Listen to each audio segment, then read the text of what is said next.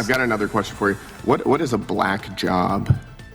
You'd have to ask Donald Trump. You'll have to ask Donald Trump. I have to ask. Well, Donald Trump's not on the witness stand. So well, and I'm here to talk about hate crime, which I hope you want to talk about as well. If the gentleman will yield, I can clarify that. I'd like to hear it from the witness. Newly elected Texas Republican Congressman Brandon Gill stepped into Capitol Hill and immediately found himself in a heated exchange with progressive activist Mael Wiley.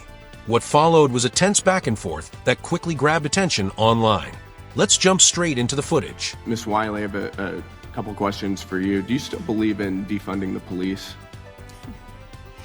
I believe in public safety, and that means driving dollars to where we're most likely to prevent crimes from happening and ensure that we have responsive law enforcement that doesn't violate people's rights and it prevents crime. Does that mean driving dollars away from law enforcement?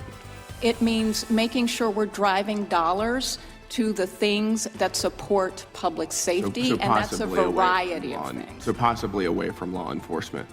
Well, I think we have law enforcement. We have talked about the need for law enforcement, particularly when we're fighting hate and bias crimes, which have more than doubled in this country since 2015. Law enforcement is very important. During your mayoral race a few years ago, you said, quote, "I'm going to take $1 billion from New York City Police Department." Do you still think that's a good idea? Well, I'm here to talk about hate crimes, not my run for city. I stand by my run for mayor, and I appreciate the opportunity to try to drive dollars to public safety. You have to cut the police budget and change what we mean by policing. Do you still stand by that statement as well?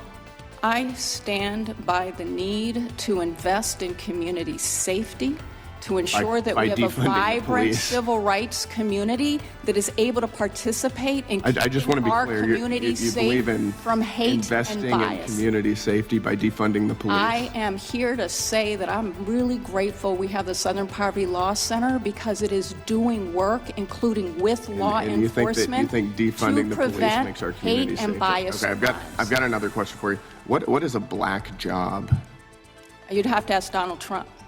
I'm not sure what that means. I'm referring to a statement that you made a year ago on your LinkedIn. I was so honored and proud to be a New York State delegate for our next president, with Vice President Kamala Harris ascending to her black job. Donald Trump made a comment that was very stereotypical about black people, and it was a joke about his stereotypical statement about black people. What is a black job? You'll have to ask Donald Trump. I have to ask. Well, Donald Trump's not on the witness stand. So well, and I'm here to talk about hate crime, which I hope you want to talk about as well. If the gentleman will yield, I can clarify that. I'd like to hear it from the witness, but I appreciate it. Could Hillary Clinton have filled that black job? What you call a black job? You have to ask Donald Trump. Okay, thank you. I appreciate it. Dr. Swain, got a couple questions for you. And thank you again for being here. In your book, The New White Nationalism, which is excellent, you wrote that in 2002 there were approximately 2,000 KKK members in the entire nation. Sounds like you believe a large portion of them were paid informants. Do you think that the SPLC was involved back in 2002? You can turn the mic on, please. There was a scholar named Larry Wilcox that I referenced, and he did research, and he was very critical of the Southern Poverty Law Center, and he said at one point that there were more paid informants than actually KKK members. And I would concede that the Southern Poverty Law Center was very successful as far as bankrupting the neo-Nazis and the KKK. So I would concede that, but I will also argue that as early as 2009, when I wrote the article that triggered the Southern Poverty Law Center, at that time the new Black Panther Party was patrolling the polls, I think in Philadelphia, and they were intimidating white people, and they had sticks in their hands, and the Southern Poverty Law Center had not labeled them as a hate group. And so in the blog, where I ended with, instead of monitoring hate groups, the Southern Poverty Law Center has become one. Instead of labeling or listing the new Black Panther Party, what they did, they went after Lou Dobbs, and they went after the Center for Immigration Studies and anyone who questioned liberal immigration policies. And we've got about 15, 20 seconds left. Can you just, to sort of close us out, what are the dangers of paying for these informants and extremist groups like the KKK? You get biased information if you're paying people for information. And one of the dangers for our society is that the Southern Poverty Law Center has pretty much become an arm of the Democratic Party. They are very partisan.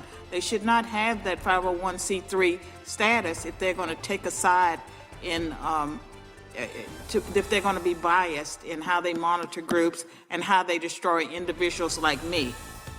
Thank you, Dr. Radical political debates often sound very different inside a congressional hearing than they do on the campaign trail, and Representative Brandon Gill centered his questioning on Maya Wiley's previous public statements about policing.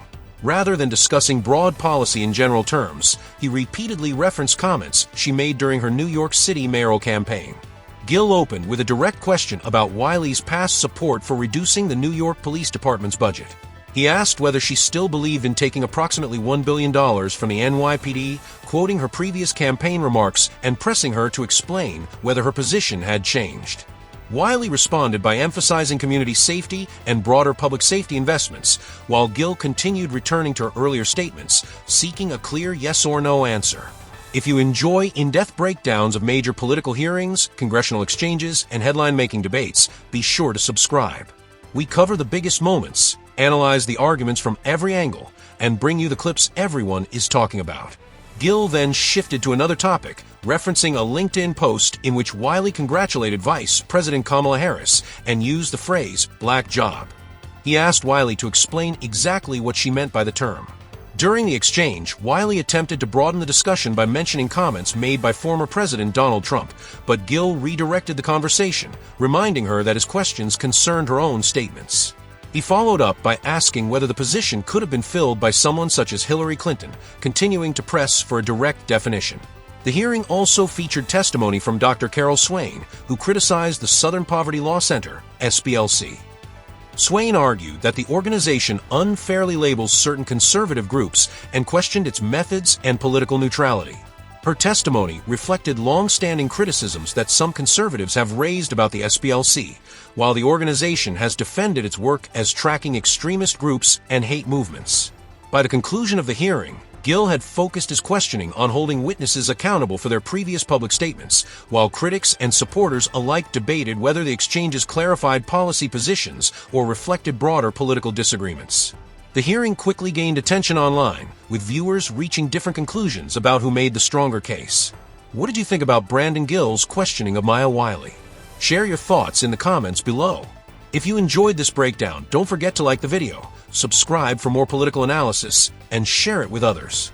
Thanks for watching, and I'll see you in the next breakdown.